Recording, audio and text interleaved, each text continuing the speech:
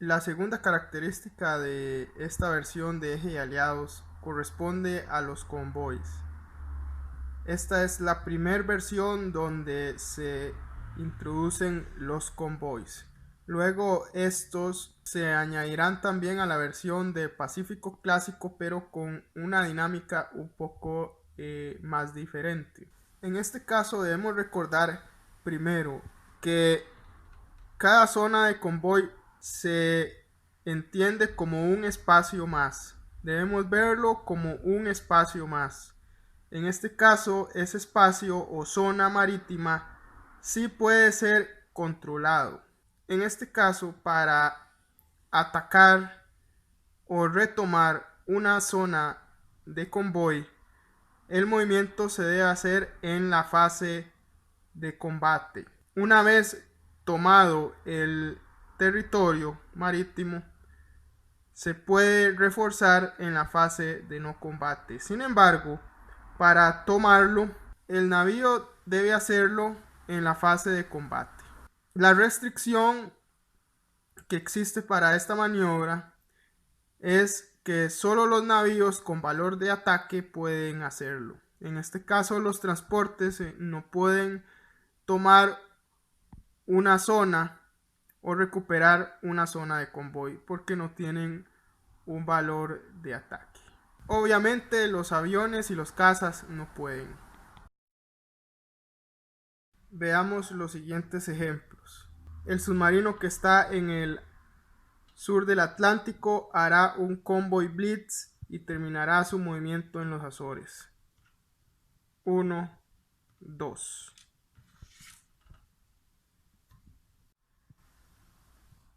1, 2, 3. El submarino que está en el mar de los Azores hará su convoy blitz, pero terminará su movimiento de donde salió, en el mismo mar de los Azores. 1, 2.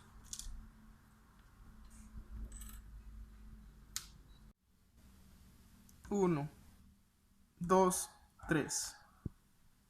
El submarino que está en el Atlántico Medio se unirá a un asalto a la Marina Británica en el mar Céltico.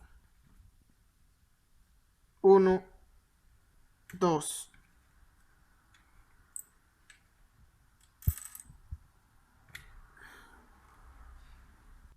1, 2, 3, 4, 5. El submarino que está en el mar de Halifax atacará el convoy británico.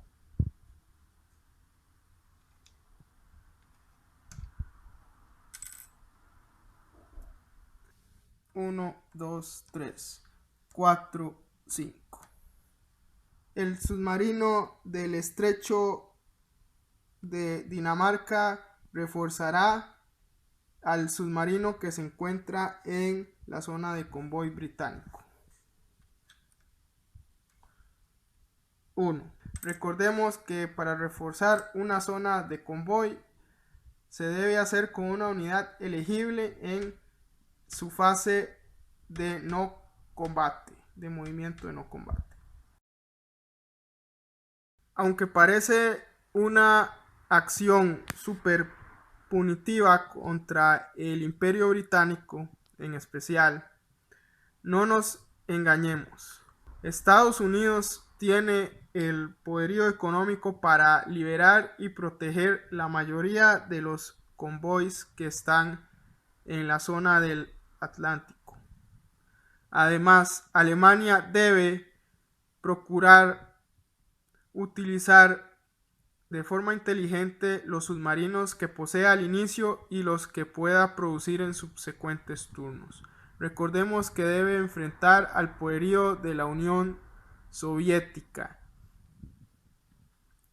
Asimismo, cualquier tipo de asaltos anfibios o bombardeos aéreos que procure el Imperio Británico o el mismo Estados Unidos. La mecánica de bombardeos estratégicos a territorios con centros industriales ha sido modificada desde la versión clásica. incluyendo una interesante regla casera que ha pasado de la casa de los usuarios a convertirse en esta versión en una regla rígida. Para poder explicar mejor la dinámica del bombardeo estratégico, se ha preparado el siguiente escenario. Las fuerzas británicas desean bombardear el norte de Italia con su fuerza aérea. Lo primero que debemos recordar es, en cualquier movimiento de ataque, primero que todo, saber cuántos puntos de movimiento nos quedan para el viaje de ataque y luego el aterrizaje en la ida. Los aviones tienen una interesante característica.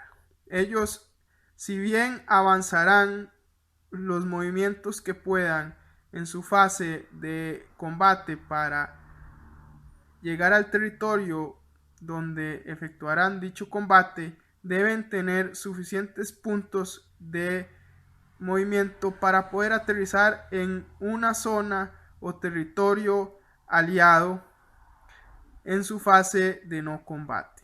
Como en esta versión no existe la regla de investigación, en este caso los aviones no podrán aumentar su capacidad de movimiento o su capacidad de defensa o su capacidad de ataque. En este caso lo que nos importa es el movimiento. En esta versión, así como normalmente ha sido en todos los aviones caza, tienen 4 puntos de movimiento y los bombarderos tienen 6 puntos de movimiento. Veamos cómo sería un plan de vuelo. Mediante el uso de estas flechitas utilitarias se han marcado los puntos de ida y los puntos de movimiento de vuelta. En este caso, las flechas amarillas indican los puntos para poder llegar al objetivo y la flecha roja indica los puntos para poder volver a aterrizar en una zona amiga. Veamos el ejemplo del caza que se encuentra en la isla Fortaleza de Malta. Gastará un punto en salir de la isla de Malta y entrar a la zona marítima del mar de Sicilia.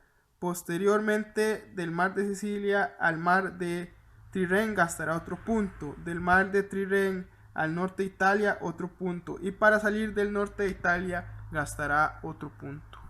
Como vemos, el caza en apariencia no es elegible para participar en esta fase de bombardeo estratégico, o incluso si se desea utilizar como parte de un desembarco anfibio. Pero no todo lo que no se ve no existe. En este caso tenemos un portaaviones.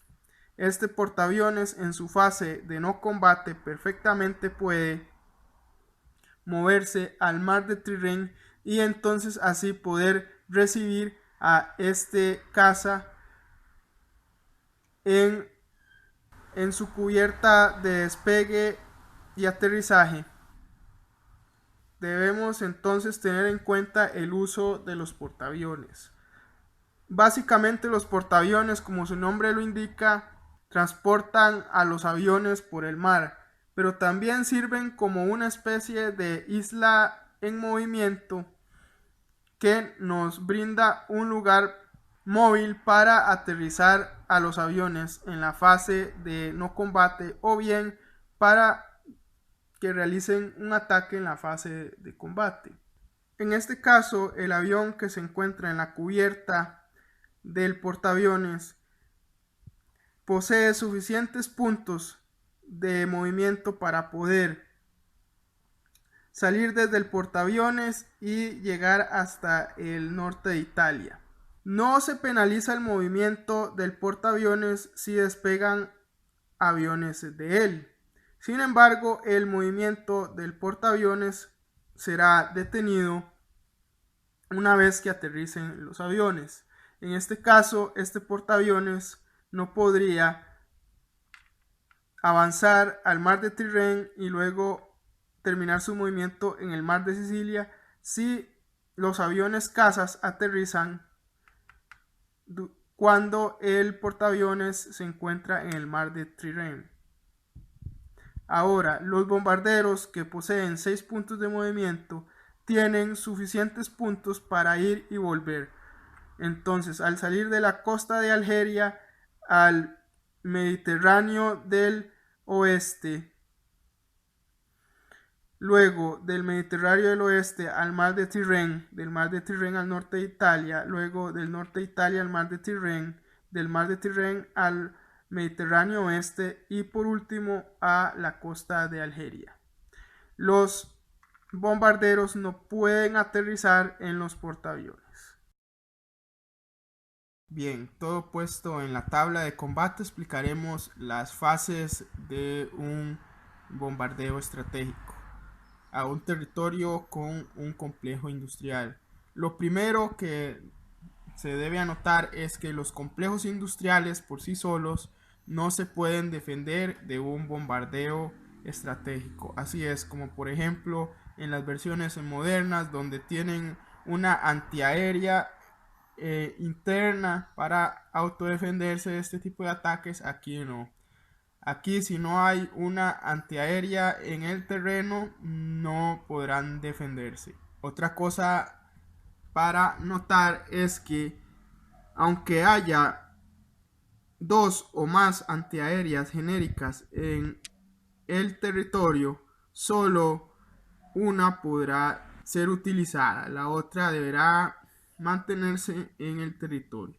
También debemos recordar que tanto los cazas escolta como los cazas defensivos que se escojan para este rol no podrán ser utilizados en ataques o defensa del mismo territorio si este es invadido por tierra o por asalto anfibio. Esto quiere decir que si por ejemplo en el norte de Italia hubiera un asalto anfibio que continuara después del bombardeo estratégico, el defensor alemán debería escoger si este caza participa en defensa del asalto anfibio o en defensa contra el bombardeo estratégico. Igual, de mismo modo, tanto los cazas como los bombarderos deberán ser seleccionados. No pueden participar en los dos roles, en una batalla terrestre o en el bombardeo estratégico. La primera fase es la fase defensiva. Así es, la fase defensiva antiaérea. En este caso, por cada aeronave que esté atacando el territorio con el bombardeo estratégico, nuestra antiaérea lanzará un dado. En este ejemplo vemos que tenemos 5 aeronaves británicas, por lo tanto la antiaérea podrá disparar 5 dados. Lo que sigue es las tiradas independientes por tipo de aeronave. En este caso la antiaérea lanzará 2 dados a 1 por cada uno de los aviones, eso quiere decir 1 y 1, y posteriormente lanzará los 3 dados para cada uno de estos 3 aviones, 1, 1 y 1. Una vez realizado el tiraje y seleccionadas las bajas, la antiaérea deberá regresar al territorio de donde provino. Lo que sigue es la batalla de cazas. En esta batalla de cazas, los bombarderos no participan tirando un dado defensivo, solamente los cazas. Para esta ronda especial de combate y defensa solo existirá una tirada, nada más. En este caso, estos dos cazas tirarán a 1 y este caza tirará a 2 o menos. Solo habrá una ronda de combate. Después de realizado el tiraje, los aviones caza defensivos y ofensivos serán colocados en el tablero. Si tenemos fichas contadoras de espacios o puntos de movimiento para los aviones, colocaremos los aviones atacantes o escoltas en este caso sobre una de esas fichas.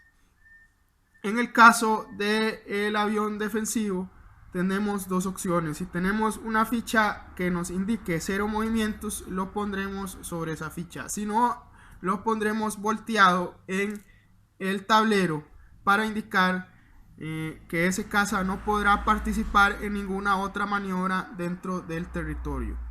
Ya por último, los bombarderos supervivientes lanzarán la tirada. En este caso, Alemania deberá entregar al banco 7 de sus IPCs.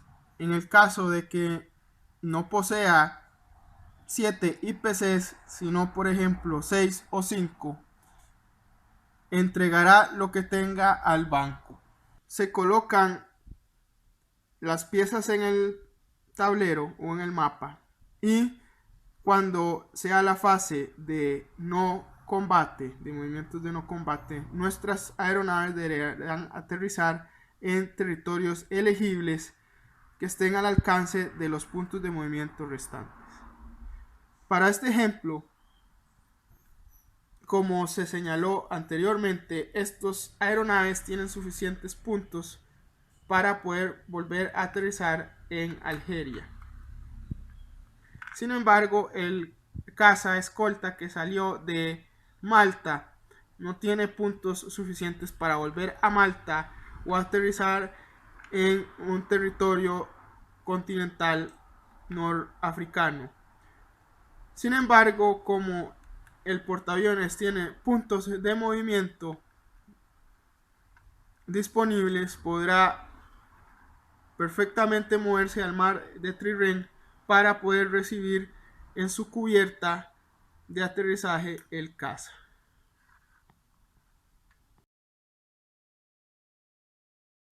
La última regla especial en esta versión de Eje de Aliados Europa Clásico se denomina Guerra Patriótica Soviética. En otras versiones no oficiales se conocerá como Len-Letze. Así es, la habilidad de los aliados occidentales de proveer a la Unión Soviética con ayuda de unidades o ayudas económicas. En esta versión, esta regla consiste de que siempre y cuando una unidad aliada se encuentre dentro de un territorio con fábricas controladas por los soviéticos en territorios originales de la Unión Soviética, estas unidades podrán ser tomadas por los soviéticos. En este caso, la regla se explica así: el jugador soviético checará al final de su fase de movimientos de no combate si unidades aliadas se encuentran aparcadas en alguna de las zonas de la Unión Soviética que posean complejos industriales. Entonces el jugador soviético podrá escoger si esas unidades se transformarán automáticamente en unidades soviéticas. La regla estipula que el jugador soviético puede preguntar a los aliados occidentales si puede realizar ese movimiento. Sin embargo, las reglas estipulan que no es necesario. Simplemente si el jugador soviético decide que este caza sea de la Unión Soviética, lo será. Por lo tanto, este caza se reemplazará por una figura soviética equivalente, y eso será. El caza y la unidad podrá ser utilizado en la fase de combate o no combate en el próximo turno de la Unión Soviética, puesto que esta conversión de material o unidades se realiza al final de la fase de no combate.